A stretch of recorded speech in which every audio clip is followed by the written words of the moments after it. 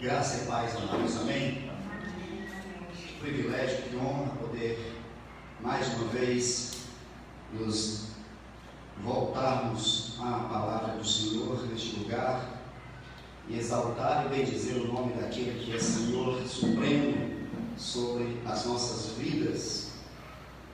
Eu quero partilhar com os irmãos um texto que eu acredito que seja muito conhecido de cada um de nós, uma passagem da palavra de Deus que está lá no Evangelho, segundo São Lucas, capítulo 20, a partir do verso de número 19, e nós vamos estar lendo até o versículo 26. Então, Lucas, capítulo 20, do versículo 19 ao versículo 26. Diz assim a palavra do Senhor: naquela mesma hora, os escribas e os principais sacerdotes procuravam lançar-lhe as mãos, pois perceberam que, em referência a eles, dissera esta parábola, mas temiam o povo, observando, subornaram emissários que se fingiam de justos para verem se o apanhavam em alguma palavra, a fim de entregá-lo à jurisdição e à autoridade do governador.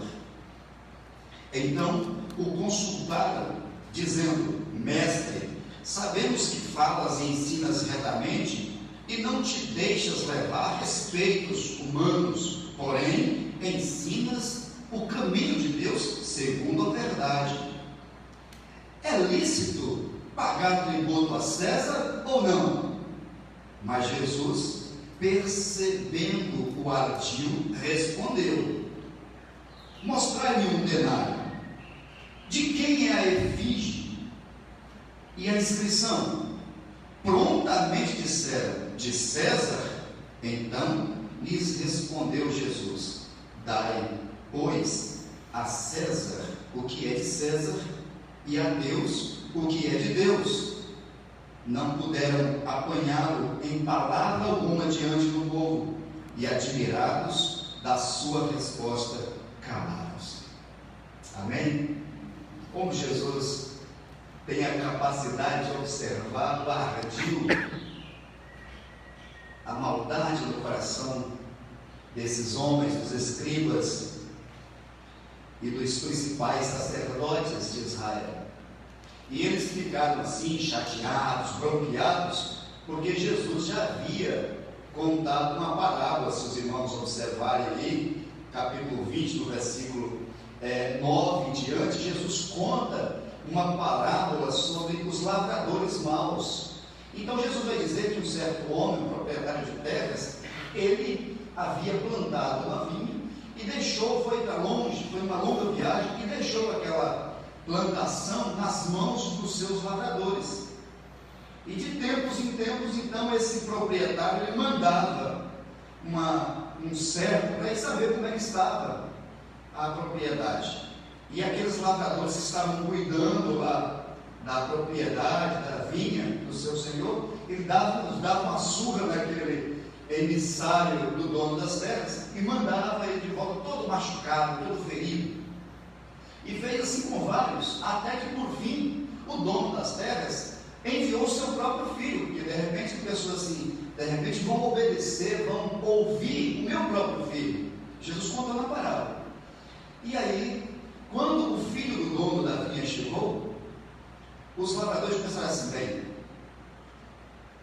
como esse aqui é o filho, nós vamos dar uma surra dele, vamos matá-lo, porque aí a gente sabe que não vai ter quem herdar essas propriedades todas aqui. Nesse caso, a gente fica com todo o lucro para a gente.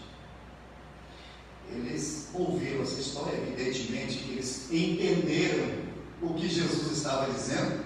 Jesus estava se referindo exatamente ao povo de Israel, aos escribas e os fariseus, os zelosos, que se achavam os melhores, e uma referência clara a todo o processo de oportunidade que Deus foi dando ao povo de Israel ao longo da história. Deus enviou profetas, Deus enviou sacerdotes, homens e mulheres, juízes em Israel, né, durante um longo período que foi testando. E o que o povo fazia? O povo rejeitava a palavra de Deus, até que por fim Deus enviou o seu próprio filho, e aí Jesus já está falando de si mesmo.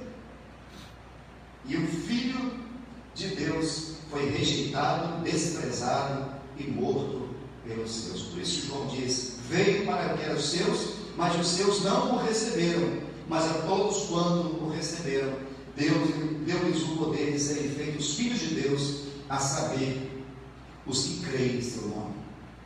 Então esse texto, sem dúvida nenhuma, esse episódio na vida de Jesus, ele é um texto onde Jesus vai ser questionado a respeito do tributo, do pagamento dos impostos. É evidente que naquela época, naquela altura, os impostos eram algo que estavam sendo taxados nas alturas, até porque Roma estava esperando a ocasião para que se fortalecesse ainda mais. E quando nós olhamos a pergunta que eles fazem a Jesus, nós percebemos uma ardilosa trama para apanhar Jesus.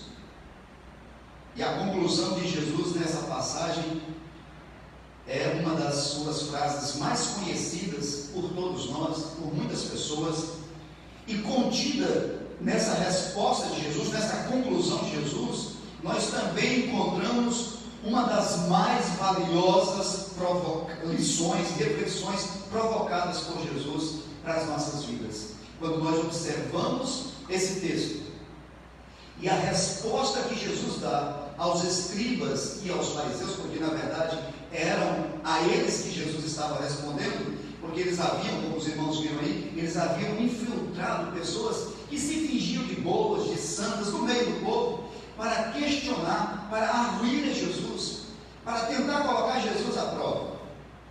Observe que a resposta de Jesus ela é contundente, ela é certeira e ela é desconcertante, na medida em que Jesus também provoca a eles a reflexão da sua própria vida, do seu próprio comportamento. Observe que a pergunta que havia sido feita a ele foi objetiva: é lícito pagar tributo a César ou não?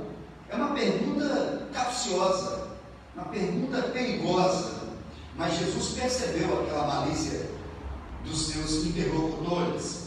Já havia acontecido outras vezes, quando nós observamos outras passagens bíblicas, eles já haviam testado Jesus dessa mesma maneira, desse mesmo modo. Era comum eles fazerem isso para tentar pegar Jesus em alguma falha. Os fariseus, os líderes religiosos daquela época, eles viviam tentando provocar Jesus para que Jesus fosse de alguma forma pego e tropeçasse em alguma contradição. Uma das táticas mais ardiosas deles era essa, então. Eles colocavam essas pessoas ali e tentavam fazer com que Jesus tivesse de alguma maneira algum tropeço nas suas palavras. Muitas vezes isso era feito dessa maneira, como nós vimos aqui. De outras formas, eles abertamente se dirigiam a Jesus e questionavam a Jesus e tentavam interrogar Jesus, tentando provocar Jesus. Mas nesse texto, nesse contexto aqui que nós lemos, Jesus responde de forma a tirar deles toda e qualquer expectativa de fazê-lo tropeçar. Se Jesus respondesse que sim, os fariseus provavelmente o questionaria sobre o pagamento de seus próprios tributos e de seus discípulos. Iam perguntar: e aí, o senhor já pagou? Se Jesus dissesse assim: não, é lícito sim pagar a César, eles logo iam perguntar: se o senhor já pagou o desse mês, desse dia? Era uma pergunta capciosa. Se Jesus dissesse que não, provavelmente eles acusariam Jesus de insubordinação. Exatamente a César. Mas Jesus, ele não se prende à pergunta que eles provocaram. Jesus, ele leva essa pergunta a um outro patamar, a um outro nível. Ele leva essa pergunta a uma outra conotação, como era de seu costume. Ele pede para ver uma moeda. E ele pergunta: de quem é a imagem? De quem é a transcrição nessa moeda? E naquela moeda estava estampada a imagem de César. E eles prontamente responderam: ora, de César?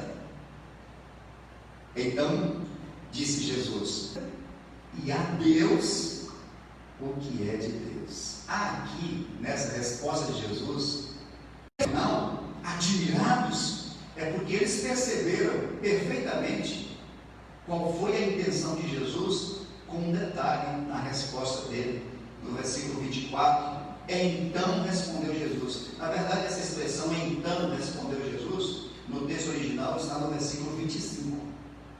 Mas aí, para uma questão de organização frasal, evidentemente os compiladores do texto bíblico colocaram no versículo 24. Mas essa expressão ela é interessante, porque essa expressão ela denota uma consequência. Ou seja, logo Jesus está agora estabelecendo uma ligação entre a imagem e o direito de posse. É como se ele estivesse dizendo algo mais ou menos assim: já que a imagem de César é de César, que está na moeda, dê isso a César. Se a imagem que está na moeda é de César, dê a moeda a quem? A César. E para Deus, vocês deem o que é de Deus. Ou seja, Jesus está mostrando um outro patamar, uma outra interpretação de quem é a imagem que está imprimida em cada um de nós. A imagem de logo, o que Jesus estava propondo para eles é que se nós também somos a imagem de Deus, nós devemos, portanto, nos oferecer, nos entregar a Deus. E aí é que estava o peso da resposta de Jesus. Perceba que Jesus mudou radicalmente o foco daquela conversa inicial. Agora o foco não está mais no que deve ser dado a César, mas no que se deve dar a Deus. A resposta que faz todos se maravilharem e também se calarem não é mais sobre o tributo que se deve dar ou não a César. A resposta que faz todos se calarem, a resposta que faz todos ficarem emudecidos é como nós devemos se entregar completamente e restritamente ao Senhor. Se temos a imagem de Cristo em nós, se somos a imagem e semelhança de Deus, por que nós também não somos entregues a Ele dia após dia? Os fariseus, como mestres da lei, eles conheciam as Escrituras Sagradas, tanto do início, lá de Gênesis, que dizia que o homem foi feito à imagem e à semelhança de Deus.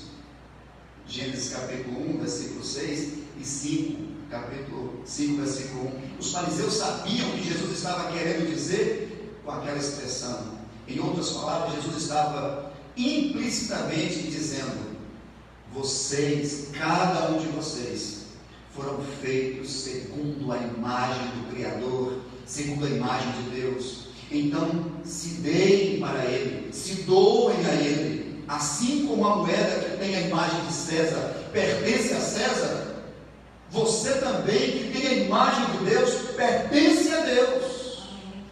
E assim como você pertence a Deus, e se pertence a Deus, como de fato nós cremos, nós precisamos também nos entregar ao Senhor.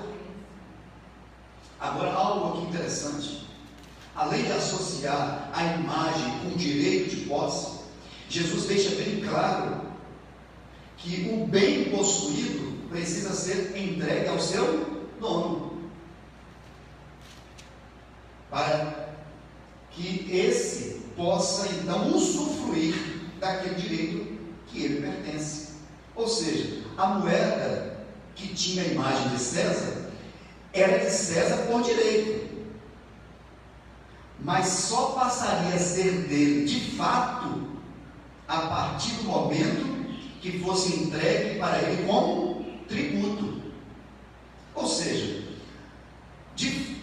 o direito da moeda era de César, só que de fato ela só seria de César se alguém entregasse aquela moeda como tributo, porque senão aquela moeda pertenceria à pessoa a quem estava.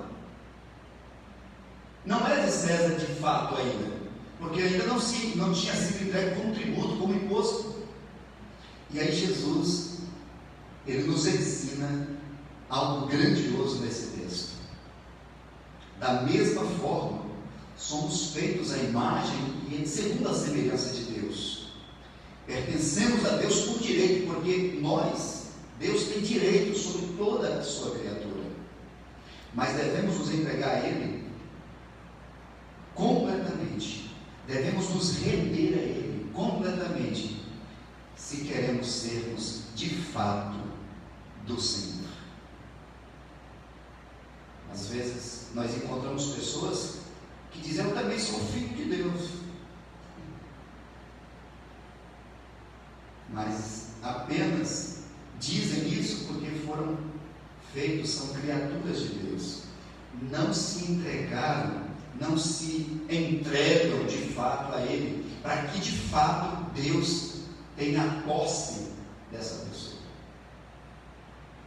Sabemos o fim dessa história. Jesus jamais foi apanhado, em uma contradição. Jesus jamais foi apanhado em uma falta. Os seus acusadores, naquela ocasião, provavelmente entenderam e até refletiram, mas desperdiçaram uma oportunidade única de se sondarem, de olharem para os seus corações e de se entregarem a Deus por completo. Nesta manhã, nesse dia, nós podemos olhar para nós mesmos, fazer uma autoanálise, fazer uma autoavaliação da nossa vida, da nossa trajetória, do nosso caminhar, da nossa rotina diária.